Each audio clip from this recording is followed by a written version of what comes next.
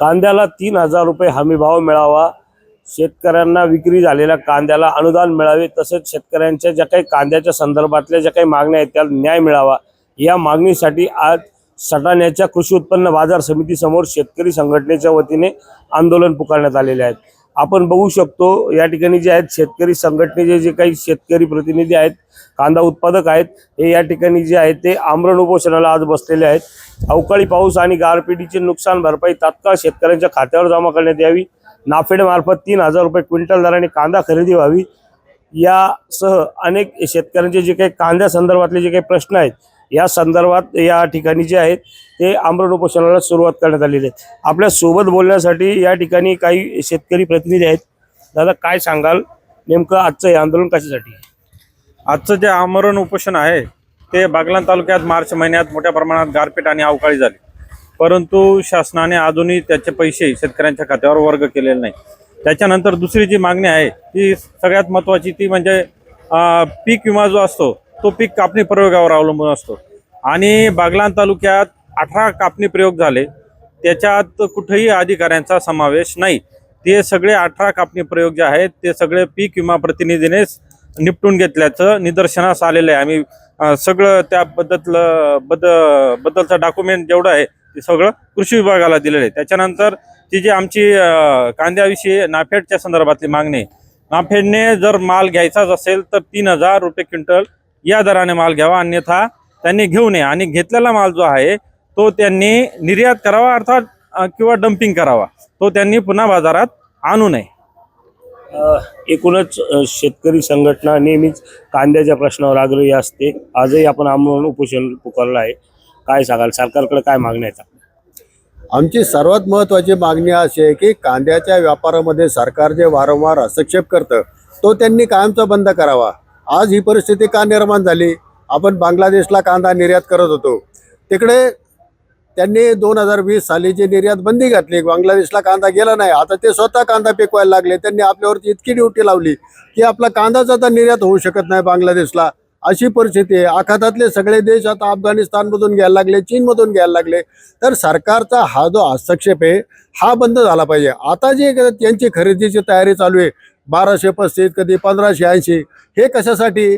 की उद्या जर ऑक्टोबरमध्ये सप्टेंबरमध्ये बाजार वाढले, कांदा 30 रुपयाच्या पुढे गेला, 40च्या पुढे गेला, तर हाच त्यांनी 30 रुपयाने घेतलेला कांदा 15 रुपयामध्ये बाजारात टाकतील, त्यांच्या बाबतचं काही जात नाही। 15 रुपयांनी विकून ते आम्ही स्वस्त आणण्यासाठी किती प्रयत्न करतो, 2 लाख टनांनी काय तुमची स्वस्त येणार आहे? परंतु बाजारामध्ये या बातम्या पसरल्या की कांद्याचे भाव पडतात, हे यांना माहिती आहे, म्हणून सरकारने कांद्याच्या बाजारातून पूर्णपणे बाहेर निघू। आम्ही बघू, आम्ही कधी कधी 2 रुपयाने विकू, नाही तर आम्ही 25 रुपयाने विकू, नाही तर 50 रुपयाने विकू।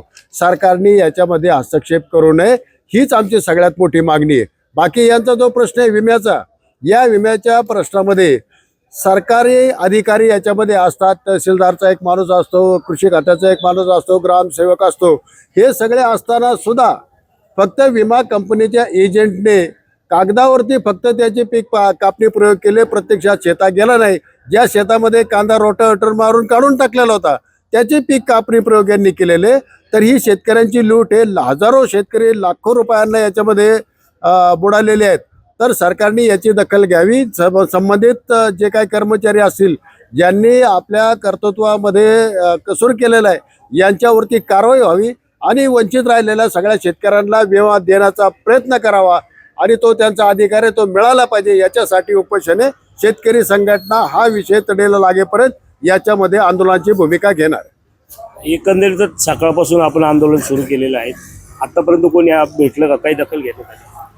तहसीलदार आले होते, तहसीलदार आणि कृषी अधिकारी आले होते। आम्ही त्यांना सांगितलं की तुम्ही जी कारवाई करणार आहे ती तुम्ही लेखी स्वरूपात द्या, की इतके दिवस लागतील किंवा आम्ही काही करू शकत नाही आणि तुमची सही द्या। तर ते म्हणले आम्ही तुमचे डॉक्युमेंट घेऊन जातो आणि वरिष्ठांना कळवतो। आतापर्यंत आपला अनुभव आहे सरकारी कामकाजात वरिष्ठांना कळवल्याच्या बातम्या ऐकलेल्या आहे, कचऱ्याच्या पेटीने बी ऐकलेल्या आहे, त्याच्यामुळे आमचा यांच्यावर भरोसा नाही।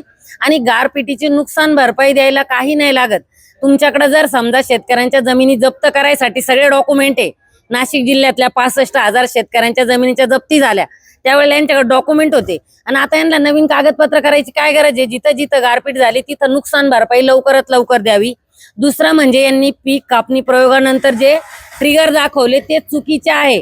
एका ठिकाणी बसून आपण जसं लिहितो ना तसे फक्त खालीवर आकडे केलेले, त्या संबंधित सगळ्या सरकारी अधिकारी विमा कंपन्यांच्यावर कारवाई झाली पाहिजे आणि सरकारी हस्तक्षेप कमी होऊन कांद्याच्या बाजारात मोकळीक आली पाहिजे. याच्यासाठी खरं हे उपोषण आहे. जोपर्यंत सरकार याच्यात हस्तक्षेप करतं तोपर्यंत कांद्याचे भाव पडतच राहणार आहे. कोणी किती म्हणत असेल की सरकारने हमी भाव द्यावा, सरकार कधीच नाशिवंत वस्तूला हमी भाव देऊ शकत नाही. हमी भाव हा कायम कमी भाव असतो. शरद जोशींनी कायम शिकवलं, शेतकरी संघटनेची कायम मागणी असती की ज्या वेळेला सरकारचा हस्तक्षेप कमी होईल त्यावेळेला शेतकऱ्याला रास्त भाव मिळेल आणि आमची रास्त भावाची मागणी कायम आहे. एकूणच नाफेडनी 3,000 रुपये दराने कांदा खरेदी करावा आणि सरकारी जे हस्तक्षेप आहेत ते कमी व्हावे, त्यामुळे शेतकऱ्यांच्या कांद्याला जो आहे तो रास्त भाव मिळेल अशी मागणी या ठिकाणी शेतकरी संघटना व कांदा उत्पादक शेतकरी यांनी केलेली आहे. संदीप जेजुरकर, एबीपी माझा, सटाणा, नाशिक. एबीपी माझा, उघडा डोळे बघा नीट.